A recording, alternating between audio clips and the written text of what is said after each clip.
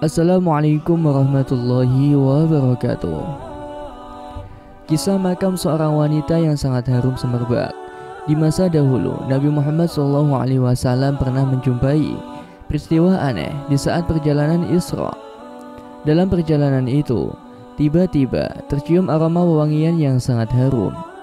Karena penasaran, Nabi Muhammad lantas bertanya pada malaikat Jibril, "Wahai Jibril, aroma wangi apa ini?"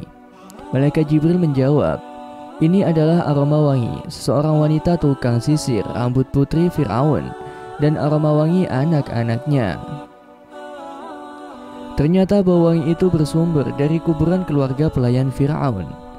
Dahulu memang Fir'aun memiliki seorang pelayan wanita bernama Masyitah. Di antara tugas yang dilakukannya adalah menyisir rambut putri Fir'aun. Masyitah adalah seorang wanita yang beriman kepada Allah Subhanahu wa Ta'ala, tetapi menutupi keimanan itu dari Raja Fir'aun yang zalim.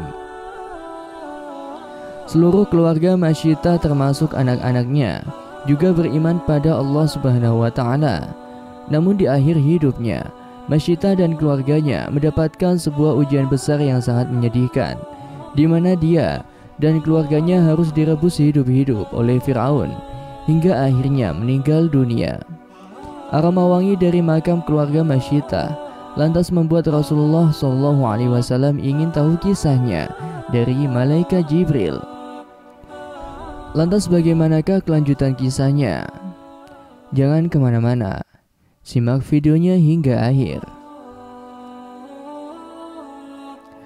Malaikat Jibril lantas mengisahkan kisah Masyitah kepada Rasulullah SAW. Dahulu kala, pada suatu hari Masyitah tengah mengurus keperluan putri Fir'aun, seperti menyisir rambut sang putri. Namun tiba-tiba sisir rambut terjatuh dari tangan Masyitah. Spontanitas, Masyitah mengucapkan Bismillah, yang artinya dengan menyebut nama Allah. Sang putri Fir'aun lantas bertanya, "Ayahku, maksudnya barusan yang kamu sebut namanya itu, apakah ayahku?" Masyitah menjawab, "Bukan, dia adalah Tuhanku. Tuhanku dan Tuhan ayahmu adalah Allah." Jawaban keimanan Masyitah ini terucap secara terang-terangan dan tidak ia tutup-tutupi lagi. Mendengar Masyitah yang tidak lagi mengakui Fir'aun sebagai Tuhan, kemudian putri Fir'aun berkata, "Akan aku beritahukan hal itu pada ayahku." Masyitah berkata, "Ya, silahkan saja." Masyitah benar-benar sudah lelah terus-terusan menyembunyikan keimanannya itu. Ia merasa kesulitan jika harus melakukan sholat, puasa, dan ibadah secara sembunyi-sembunyi. Ia sadar bahwa resiko menyatakan keimanan secara terang-terangan dapat membahayakan dirinya, namun ia tak mempermasalahkan hal itu. Masyitah lantas mempersilahkan putri Fir'aun itu untuk mengadukan keimanannya itu pada ayahnya Fir'aun. Setelah putri Fir'aun mengadukan keimanan tukang sisirnya pada sang ayah, kemudian Fir'aun memanggil Masyitah untuk dimintai klarifikasi. Dihadapkanlah Masyitah lalu ditanya Fir'aun, "Wahai Masyitah, apakah kamu punya Tuhan selain aku?" Dengan tegas dan mantap Masyitah menjawab, "Iya benar, Tuhanku dan Tuhanmu adalah Allah Subhanahu wa Ta'ala." Mendengar pengakuan Masyitah yang ternyata tidak mengakui Fir'aun sebagai Tuhannya, hal ini lantas membuat Fir'aun murka naik pitam. Pengakuan ini seperti jelas dirasa Fir'aun merendahkan dirinya, karena menurutnya tidak ada Tuhan di dunia ini yang wajib disembah kecuali dirinya. Kemurkaan Fir'aun menjadi ujian dan ancaman berat bagi Masyitah dan keluarganya. Fir'aun lantas memerintahkan para pengawalnya untuk menyiapkan tungku api yang besar. Tungku lalu dinyalakan, diletakkan juga di atasnya sebuah kuali besar berisi air. Kemudian dipanaskanlah air dalam kuali itu hingga panas mendidih. Dengan alat ini nantinya Fir'aun akan memerintahkan Masyitah dan keluarganya untuk menceburkan diri mereka satu persatu dalam kuali mendidih itu.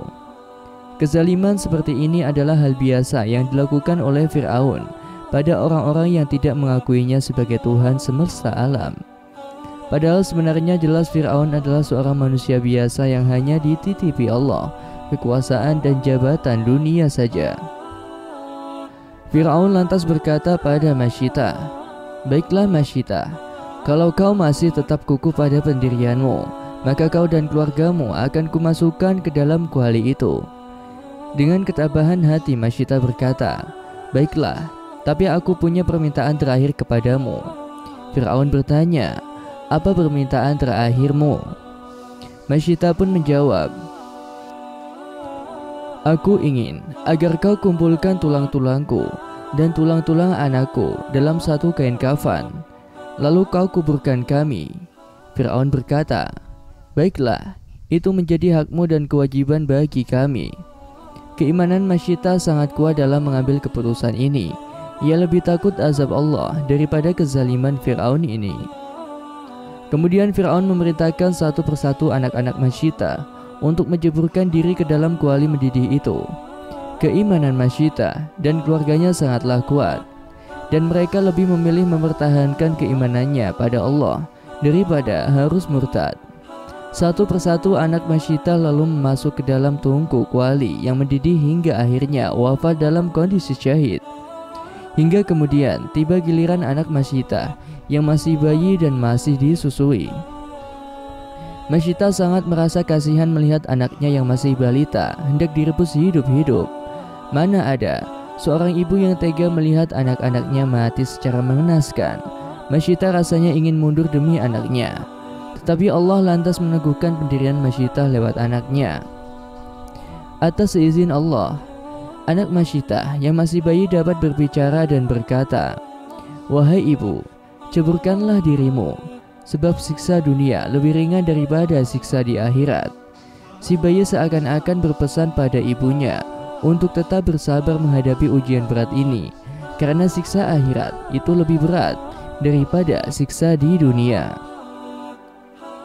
Kemudian iman Masyitah bertambah kuat dan mantap. Ia dan bayi kecilnya akhirnya memilih menceburkan diri ke dalam kuali mendidih daripada harus murtad mengakui Fir'aun sebagai Tuhan. Inilah akhir kehidupan yang mulia bagi Masyitah dan keluarganya. Mereka kesemuanya wafat dalam kondisi syahid, mempertahankan keyakinannya pada Allah. Tak apalah mereka harus kehilangan nyawa, toh mereka dan Fir'aun juga akan sama-sama mati. Hanya yang membedakannya, mereka yang beriman tentu akan mendapatkan kemuliaan dan kenikmatan surga di sisi Allah. Sedangkan Fir'aun yang kafir akan mendapatkan azab pedih di neraka. Fir'aun lantas melaksanakan permintaan terakhir Masyitah dan keluarganya. Tulang belulang Masyitah dan anak-anaknya lantas dimasukkan ke dalam satu kain kafan, lalu kemudian dikuburkan. Allah Subhanahu wa Ta'ala lantas memberikan tanda keistimewaan dan kemuliaan terhadap Masyitah dan keluarganya. Kuburan mereka lalu memancarkan aroma wangi dan harum sekali. Aroma wangi semerbak ini bahkan tercium Nabi Muhammad SAW saat melakukan perjalanan Isra bersama malaikat Jibril alaihi salam. Subhanallah, itulah balasan untuk orang-orang yang beriman kepada Allah Subhanahu wa Ta'ala. Demikianlah kisah yang dapat saya sampaikan. Semoga bermanfaat dan bisa menginspirasi kita semua. Wallahu a'lam bishawab.